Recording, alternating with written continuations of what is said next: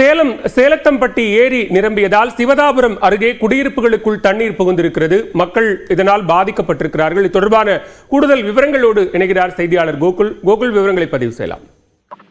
சேலம் மாநகர் சூரமங்கலம் அருகே இருக்கிறது சேலத்தாம்பட்டி ஏரி. இந்த சேலத்தாம்பட்டி ஏரியில் தண்ணீர் நிரம்பும் போதெல்லாம் அதன் அருகே இருக்கக்கூடிய சிவதாபுரம் பகுதியில் சாலைகள் மற்றும் அங்கு இருக்கக்கூடிய குடியிருப்பு பகுதிகளில் தண்ணீர் வருவது வழக்கமாக இருக்கிறது.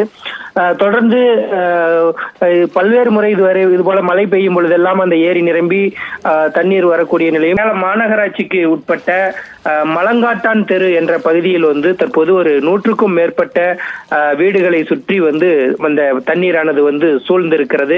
இந்த ஏரியிலிருந்து வெளியேறும் இந்த தண்ணீர் அந்த குடியிருப்பு பகுதியில் புகுந்துதான் அந்த மக்கள் பெரும் அவதிக்குள்ளாகி இருக்கிறார்கள்.